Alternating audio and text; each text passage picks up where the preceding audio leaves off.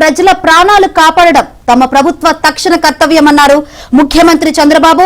విపత్కర పరిస్థితుల్లో ఆస్తి ప్రాణ పశునష్టం జరగకుండా కాపాడడమే లక్ష్యమన్నారు. వీలైనంత వరకు నష్టాలు జరగకుండా అన్ని చర్యలు తీసుకుంటున్నట్లు చెప్పారు. మంత్రులు, సీఎస్, డీజీపీ, కలెక్టర్లు, ఎస్పీలతో టెలికాన్ఫరెన్స్ నిర్వహించిన ఆయన అధికారులు ఎంత వద్దన్నా బుడమేరు ముంపు ప్రాంతాల్లో పర్యటించారు. తాడేపల్లిలోని విపత్తుల నిర్వహణ సంస్థ కార్యాలయాన్ని పరిశీలించారు. స్టేట్ ఎమర్జెన్సీ సెంటర్లో అధికారులతో సమీక్ష నిర్వహించారు.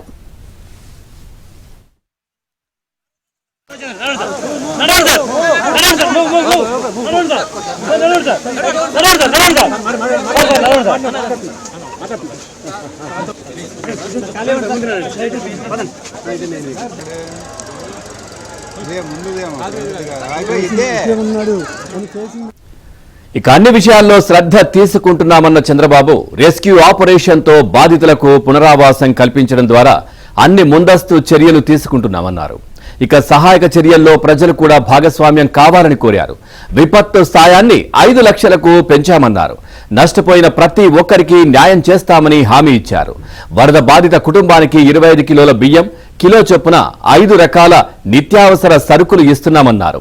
కిలో పంచదార కూడా ఇస్తామన్నారు.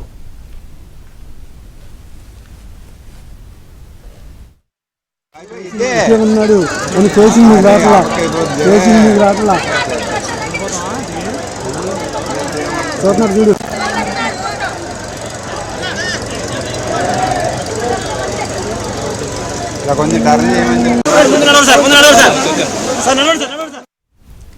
ఎక్కడా ఎవరికి ఇబ్బంది లేకుండా చేయడానికి ప్రయత్నిస్తున్నామని చంద్రబాబు తెలిపారు. వర్షాలు, వరదలకు ఏపీ మొత్తం అతలాకుతలమైందని, 50 ఏళ్లలో ఎప్పుడూ పడనంత వర్షం పడిందని గుర్తు చేశారు. ఒక్కరోజే 28.5 సెంటీమీటర్ల అదనపు వాన పడిందన్నారు. 3 జిల్లాలో 60% పైన, 19 జిల్లాలో 20 నుంచి 50% దాకా ఎక్కువ వర్షపాతం నమోదైందన్నారు. దురదృష్టవశాత్తు కొండ చర్యలు పడి 5గురు, గుంటూరు జిల్లాలో కారు కొట్టకపోయి 3గురు, మంగళగిరిలో ఒక మహిళ మృతి చెందారని చంద్రబాబు ఆవేదన వ్యక్తం చేశారు.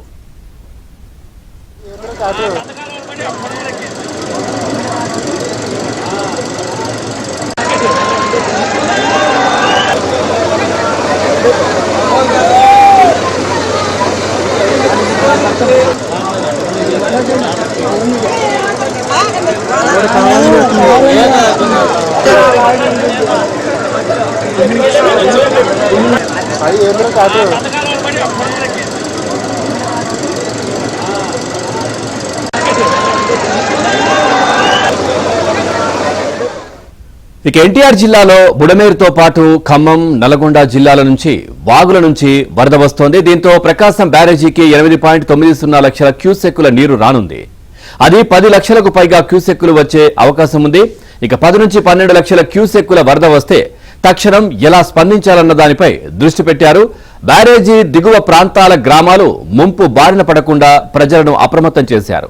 ముంపు బాధితులను పునరావాస కేంద్రాలకు తరలించి భోజనం, వసతి సౌకర్యాలు కల్పిస్తున్నారు. 107 శిబిరాల్లో 15,000 మంది ఆశ్రయం పొందుతున్నారు.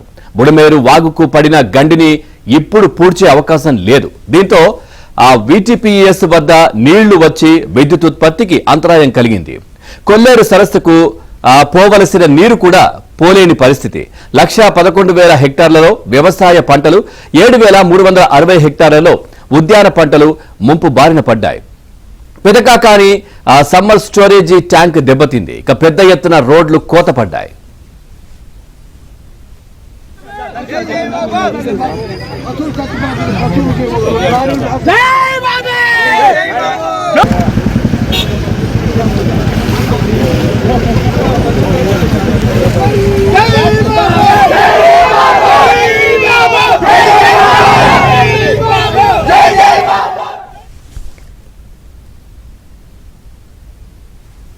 గత 5 ఏళ్లలో వాగులు, వంకలు, కాలువలపై ఎక్కడ శ్రద్ధ పెట్టలేదని సీఎం చంద్రబాబు విమర్శించారు. గండ్లు పడినా పూడ్చకపోవడం వల్ల ఇప్పుడు సమస్యలు వస్తున్నాయన్నారు. కూటమి ప్రభుత్వం వచ్చి ఇంకా 3 నెలలు కూడా కాలేదని గుర్తు చేశారు. గత 5 ఏళ్లు వరదలు వచ్చినప్పుడు కూడా ముఖ్యమంత్రి, మంత్రులు రాలేదు. ఈ రోజు ఎమ్మెల్యేలు, ఎంపీలు కూడా క్షేత్రస్థాయిలో తిరుగుతున్నారు. భవిష్యత్తులో తప్పులు జరగకుండా చూస్తామని హామీ ఇచ్చారు. డ్రోన్లు పంపి ముంపు ప్రాంతాలను, పంటలను పరిశీలిస్తున్నామన్నారు.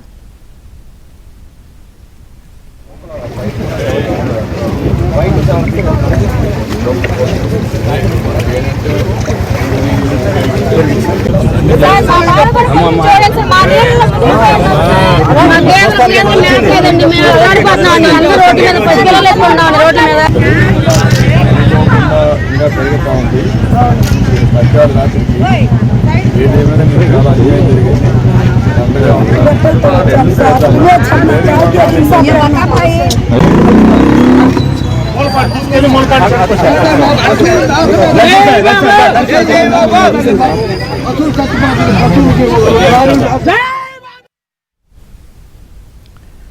రైట్, ఇక ఏపీ వ్యాప్తంగా నిన్న ఒక్క రోజే 28.5 సెంటీమీటర్ల వర్షపాతం నమోదైన పరిస్థితి కనిపించింది. పూర్తిగా విజయవాడ పరిసర ప్రాంతాల్లో మొత్తం కూడా వరద నిండిపోయినటువంటి పరిస్థితి నేపథ్యంలో పునరావాస కేంద్రాలు కావచ్చు, అక్కడ బాధితులకు కావలసినటువంటి నిత్యావసర వస్తువులు కావచ్చు, లేదంటే పూర్తిగా ఇవన్నీ కూడా ముఖ్యమంత్రి చంద్రబాబు నాయుడు సమీక్షిస్తున్నారు.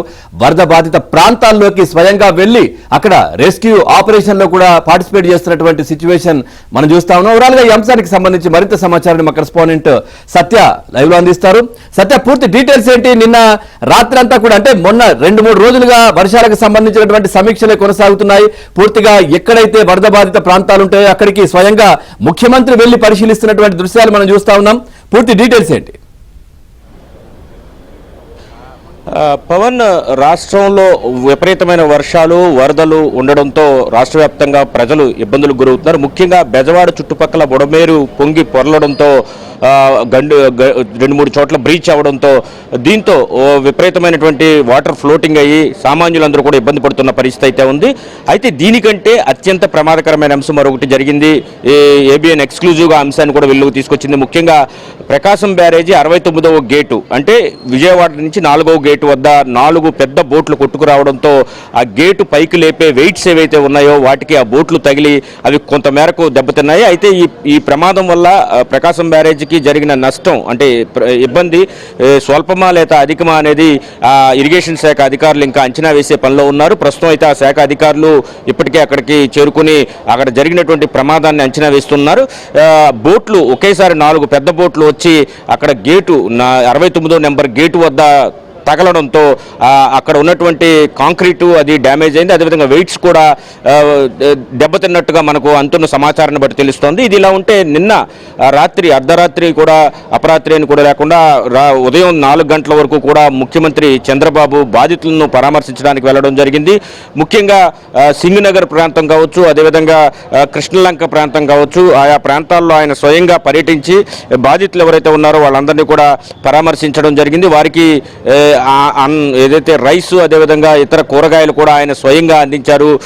వాటర్ బాటిల్ కూడా అందించడం జరిగింది. కృష్ణలంక, ఇబ్రహీంపట్నం, ఫెర్రీ, జూపూడి, మూలపాడు ప్రాంతాల్లో వరద వల్ల ఇబ్బంది పడుతున్నటువంటి సామాన్యులందరినీ కూడా స్వయంగా ఆయన వెళ్లి పరామర్శించడం జరిగింది.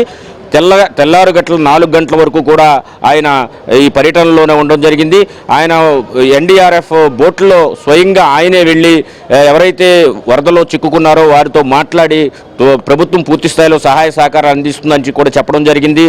కింద దిగువలో అంటే కృష్ణానదికి విజయవాడ కింద భాగంలో సముద్రానికి కలిసే చోట ఈ మధ్యలో చాలా లంక గ్రామాలు ఉంటాయి. ఆ గ్రామాల్లో చాలామంది చిక్కుకున్నట్టుగా తెలుస్తుంది. వారందరినీ కూడా వెలుపలికి తీసుకొచ్చేందుకు ఈరోజు ఆర్మీ నుంచి 6 హెలికాప్టర్లు కూడా రాబోతున్నాయి. ఇప్పటికే 2 హెలికాప్టర్లు నేవీ హెలికాప్టర్లు అయితే ఈ రెస్క్యూ ఆపరేషన్స్లో పనిచేస్తున్నాయి.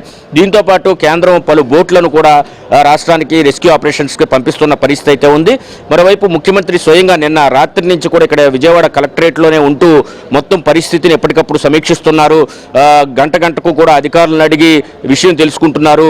ఏ స్థాయిలో కృష్ణానది పొంగి ప్రవహిస్తోంది అనేది అడిగి తెలుసుకుంటున్నారు. నిన్న అర్ధరాత్రి సమయానికే 10 నుంచి 10.5 లక్షల క్యూసెక్కుల వరద నీరు ప్రకాశం బ్యారేజీ నుంచి దిగువకు వదిలినట్టుగా తెలుస్తోంది. ఈ స్థాయిలో వరద నీరు కిందకు వెళ్ళడంతో రివెట్రింగ్ వాల్కు ఆనుకుని మరలా నీరు కూడా ప్రవహిస్తున్న పరిస్థితి అయితే ఉంది. కొన్ని చోట్లయితే రివెట్రింగ్ వాల్ కింద నుంచి నీరు ఉబికి వస్తూ కాలనీలను ముంచెత్తున్న పరిస్థితి అయితే ఆయా కాలనీలు కూడా నిన్న అర్ధరాత్రి ముఖ్యమంత్రి స్వయంగా వెళ్ళి అక్కడ ప్రజలు పడుతున్న బాధలను అడిగి తెలుసుకున్నారు. వారికి పూర్తి స్థాయిలో ప్రభుత్వం అండగా ఉంటుందని చెప్పిన పరిస్థితి అయితే ఉంది. మరోవైపు అటు సింగనగర్లో మొత్తం కూడా కాలనీలన్నీ కూడా నీట మునిగిపోవడంతో స్వయంగా ఆయన ఒక బోట్లో వెళ్ళి కరెంట్ లేకపోయినా ఆయన టార్చ్ లైట్ వెలుగులో వెళ్ళి అక్కడ ఇబ్బంది పడుతున్న వారందరినీ కూడా పరామర్శించి ధైర్యం చెప్పి వచ్చారు. వారికి అవసరమైన ఆహార పదార్థాలన్నీ కూడా అందించి వచ్చారు ఆయనే స్వయంగా. తర్వాత ఇక్కడి నుంచి ఫెర్రీ ఇబ్రహీంపట్నం అదేవిధంగా మూలపాడు ప్రాంతాల్లో కూడా హైవే వద్ద వాటర్ ప్రవహిస్తున్న పరిస్థితి కూడా ఉంది. అదేవిధంగా ఆయా గ్రామాల్లో విపరీతంగా వాటర్ లాగ్ అయిన పరిస్థితి అయితే ఉంది. వీటన్నిటిని కూడా ఆయన వెళ్ళి అక్కడ ఎవరైతే ఇబ్బంది పడుతున్నారో వాళ్ళందరినీ కూడా స్వయంగా మాట్లాడి ప్రభుత్వం నుంచి పూర్తి సహకారం అందిస్తామని చెప్పారు. ఈ రోజు ఉదయం నుంచి పూర్తి స్థాయిలో ఈ రెస్క్యూ ఆపరేషన్స్ ఫుల్ ఫ్లెడ్జ్డ్గా జరిగితే నిన్న ఫస్ట్ డే కావడంతో కొంత మేరకు అధికారుల్లో కూడా అసలు ఏం జరుగుతుంది అనేది ఒక క్లారిటీ రావడం కొంత టైం పట్టింది. ఈ రోజు నుంచి పూర్తి స్థాయిలో ఫుల్ స్పీడ్తో రెస్క్యూ ఆపరేషన్ జరగడంతో పాటు ఎవరికి ఎలాంటి ఇబ్బందులు కలగకుండా ముఖ్యంగా ప్రాణ నష్టం కలగకుండా అన్ని జాగ్రత్తలు తీసుకుంటున్నట్లు నిన్న ముఖ్యమంత్రి స్వయంగా వెల్లడించారు. అదే సమయంలో పైనుంచి ఎంత నీరు వస్తుంది, కిందకి ఎంత వదులుతున్నారనే దాని మీద కూడా ఎప్పటికప్పుడు అసెస్ చేసుకుని డ్యామ్ సేఫ్టీని కూడా కూడా జాగ్రత్తగా ఉండాలి అని కూడా ఇరిగేషన్ శాఖ అధికారులకు అదే సంబంధిత శాఖ అధికారులకు కూడా ఆదేశాలు ఇచ్చారు. మరోవైపు కొద్దిసేపటి క్రితం అంటే ఈ తెల్లవారుజామునే ప్రకాశం బ్యారేజీ గేట్ నెంబర్ 69 వద్దకు 4 బోట్లు కొట్టుకు వచ్చి అక్కడ ఏదైతే వేయింగ్ ఉంటుందో డ్యాము సంబంధించి గేటు పైకెత్తడానికి వేయింగ్స్ ఉంటాయో వాటికి తగిలి అవి స్వల్పంగా దెబ్బతిన్నట్టుగా తెలుస్తుంది. అయితే ఈ ప్రమాదం వల్ల డ్యామ్కు ఏ మేరకు ఇబ్బంది కలిగింది, అది చిన్న స్వల్పమైనటువంటి నష్టమా లేదా తీవ్రమైన నష్టం అనేది ఇంకా ఇరిగేషన్ శాఖ అధికారులు అయితే ఇప్పటికే అప్రమత్తమై దాని మీద అంచనా వేస్తున్న పరిస్థితి అయితే ఉంది. మరి కాసేపట్లో దానికి సంబంధించి కూడా పూర్తి సమాచారం కూడా వచ్చే అవకాశం ఉంది. ఎక్స్క్లూజివ్గా ఏబిఎన్లో ఆ విజువల్స్ కూడా మనం చూపిస్తూ ఉన్నాం. ఏదైతే బోట్లో వచ్చి తగిలినప్పుడు అక్కడ బ్రేక్ అవుతున్న దృశ్యాలు కూడా మనకు ఎక్స్క్లూజివ్గా చూస్తున్నాం. అదే సమయంలో 69వ నెంబర్ గేట్ దగ్గర వేయింగ్లు తెగిపోవడంతో ఆ గేటు పైకి ఎత్తడం కిందకి దింపడం అనేది సాధ్యమవుతుందా అనేది కూడా ఆలోచించాల్సి ఉంటుంది. ఇవన్నీ కూడా నిపుణులు పూర్తి స్థాయిలో అధ్యయనం చేసి డ్యామ్కు అంటే ప్రకాశం బ్యారేజీకి ఏ మేరకు ఇబ్బంది కలిగింది, నష్టం వాటిల్లింది అనేది కూడా అంచనా వేయాల్సి ఉంది.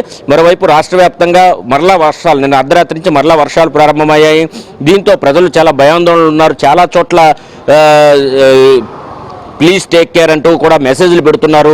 మమ్మల్ని రక్షించండి అంటూ కూడా మీడియా పీపుల్స్ కూడా మెసేజ్లు పెడుతున్న పరిస్థితి అయితే ఉంది. దాదాపు 7 ఒక విల్లా హౌస్లో పై అంతస్తులో చిక్కున్న వారు మెసేజ్ పెట్టగానే ఇమీడియట్గా ఏబిఎన్ ఆంధ్రజ్యోతి స్పందించి సంబంధిత శాఖ అధికారులకు ఆ వివరాలు అందించడంతో పాటు వారితో ఫోన్లో కూడా మాట్లాడడం జరిగింది. వారిని రక్షించే వరకు కూడా ఫాలోఅప్ చేస్తూ ఉన్నాం. మరోవైపు మొత్తం మీద ఓవరాల్గా తీసుకుంటే కనుక ఈ బుడమేరు సంబంధించి వచ్చినటువంటి ఇబ్బంది మూలంగా లోతట్టు ప్రాంతాలన్నీ కూడా జలమే అవడం, చాలామంది అక్కడే ఇరుక్కుపోవడంతో నేను అర్ధరాత్రి అంతా కూడా రెస్క్యూ ఆపరేషన్స్ ముఖ్యమంత్రి స్వయంగా వచ్చి పాల్గొనడమే కాకుండా వాళ్ళకి ధైర్యాన్ని స్థైర్యాన్ని ఇచ్చి వారికి అవసరమైనటువంటి ఆహార పదార్థాలను కూడా అందజేసి వచ్చిన పరిస్థితి అయితే మరలా ఇప్పుడు మరి కాసేపట్లో మన వెనకాలే ముఖ్యమంత్రి బస్సు చేసినటువంటి బస్సు ఉంది. ఈ బస్సులోనే ఆయన ఉండడం జరిగింది. 4 గంటలకే ఆయన ఇక్కడికి చేరుకోవడం జరిగింది. మరి కాసేపట్లో ఆయన బస్సు దిగి మరలా టూర్స్ కి బయలుదేరబోతున్నారు. సత్య, మీరు చెప్తున్నట్టుగా అంటే గత 50 సంవత్సరాల్లో జరగని విపత్తు ఇప్పుడు మనకి ఏపీలో కనిపిస్తా ఉంది. అంటే గతంలో విశాఖ కావచ్చు అట్లాంటి ప్రాంతాల్లో ఎక్కువగా ఇట్లాంటి విపత్తులు కనిపించేవి. ఎందుకు విజయవాడలో ఈసారి ఈ విధమైనటువంటి విపత్తు, ఈ విధమైనటువంటి నీళ్లు నిలవడానికి కారణం ఏంటి? అంటే గత 5 ఏళ్లలో వైసీపీ ప్రభుత్వం తీసుకున్నటువంటి చర్యలు అంటే కూడా పూడికలు తీయడం కావచ్చు, లేదంటే నాలా సంబంధించినటువంటి ఏర్పాట్లు అవి శుభ్రత కావచ్చు, ఇట్లాంటివన్నీ గాలికి వదిలేయడం వల్ల ఒకవైపు విపత్తు కూడా చాలా ఎక్కువగా వర్షాలు కూడా పడతా ఉన్నాయి. సో ఏంటి కారణం ఏంటనుకోవచ్చు? రాష్ట్ర వ్యాప్తంగా నిన్న మొన్న కలిపి ఒక 14 మండలాల్లో అంటే విజయవాడ చుట్టుపక్కల ఉండే 14 మండలాల్లో 37 సెంటీమీటర్ల వర్షపాతం నమోదైంది. అంటే చాలా అత్యధికం. గడిచిన 50 ఏళ్లలో ఎప్పుడు కూడా ఈ స్థాయిలో వర్షపాతం నమోదు కాలేదు. కృష్ణానది క్యాచ్మెంట్ ఏరియా నుంచి వివిధ వాగులు వంకల నుంచి కూడా భారీగా నీరు వచ్చి కృష్ణానదిలో చేరుతుండడం, మరోవైపు రాజధాని ప్రాంతంలో ఉన్న పాలవాగు, కొండవీటి వాగు కూడా పొంగుతుండడం, ప్రధానంగా తీసుకుంటే కనుక ఆ ప్రాంతంలో ఎలాంటి ఇబ్బంది ఉండదు. గడిచిన 5 ఏళ్లలో ఆ 2 వాగుల్లో తట్ట మట్టి కూడా గత ప్రభుత్వం తీసి వేయని పరిస్థితి. రైతులు ఎంతో విజ్ఞప్తి చేసినప్పటికీ కూడా ఇక్కడ ముంపుకు గురవుతాం, అక్కడ కాలువలు బాగు చేయండి అని చెప్పినప్పటికీ కూడా గత ప్రభుత్వం ఆ రాజధాని అమరావతిని నిర్లక్ష్యం చేసింది. ఇప్పుడు అమరావతిలోకి నీరు వచ్చాయంటూ కూడా దుష్ప్రచారం చేస్తోంది అనేది నిన్న ముఖ్యమంత్రి చంద్రబాబు స్వయంగా చెప్పారు. ఇటువంటి దుష్ప్రచారాలు చేసుకోవడం, నీచమైనటువంటి రాజకీయాలు చేయడం కరెక్ట్ కాదు. ఒక చుక్క నీరు కూడా అమరావతిలో లేదు అనే విషయాన్ని ఆయన స్పష్టం చేయడం జరిగింది. అదే సమయంలో కొండవీడు ఎత్తిపోతల పథకం ద్వారా నీటిని తోడిపోయడం కావచ్చు, మరోవైపు ఈ క్యాచ్మెంట్ ఏరియాలో వస్తున్నటువంటి నీరు అంటే కృష్ణా పరివాహ ప్రాంతం నుంచి వివిధ వాగులు వంకల నుంచి వస్తున్న నీరు కృష్ణానదిలో కలుస్తుండడం, దానివల్ల కూడా ఫ్లోటింగ్ విపరీతంగా పెరుగుతుంది. పైనుంచి అటు నాగార్జున శ్రీశైలం కావచ్చు, నాగార్జున సాగర్ కావచ్చు, పులిచింతల కావచ్చు, ప్రతి చోట కూడా ఎంతైతే ఇన్ఫ్లో ఉందో అంత అవుట్ఫ్లో డిశ్చార్జ్ చేసేస్తున్నారు. ఆ వాటర్ అంతా కూడా ప్రకాశం బ్యారేజ్కి వచ్చి చేరుతోంది. దీంతో ఒక్కసారిగా ఇక్కడ కొన్ని బోట్లు కొట్టుకొచ్చి అక్కడ ఉన్నటువంటి 69వ నెంబర్ గేట్ వద్ద వెయిట్స్కి తగలడంతో అది స్వల్పంగా దెబ్బతిన్నట్టుగా మనకు తెలుస్తుంది. అది ఏ స్థాయి తీవ్రత అనేది మరి కాసేపట్లో ఇరిగేషన్ శాఖ అధికారులు కూడా స్పష్టతనిచ్చే అవకాశం ఉంది. అయితే ఓవరాల్గా తీసుకుంటే కనుక ఈ ఏదైతే ఇప్పుడు ముంపుకు గురవుతున్నాయో, ఇప్పుడు బుడమేరు కావచ్చు, ఆయా ప్రాంతాల్లో బండ్లను పటిష్టం చేయాల్సిన వైసీపీ నాయకులు అప్పట్లో గట్లపై ఉన్నటువంటి మట్టిని కూడా తవ్వుకుని పోయారు. దీనివల్ల ఈ ప్రమాదం జరిగినట్టుగా కూడా ముఖ్యమంత్రి చంద్రబాబు కూడా చెబుతున్న పరిస్థితి అయితే ఉంది. ఎప్పుడైనా సరే ఇటువంటి విపత్తులు వచ్చినప్పుడు పూర్తి స్థాయిలో వాటిని తగ్గించడానికి బండ్స్ ను గట్లు ఏవైతుంటే వాటిని పటిష్టం చేయాల్సిన అవసరం ఉంది. చేయకపోవడం వల్ల ఈ ప్రమాదం కూడా తీవ్రత పెరిగినట్టుగా మనం భావించాల్సి ఉంటుంది.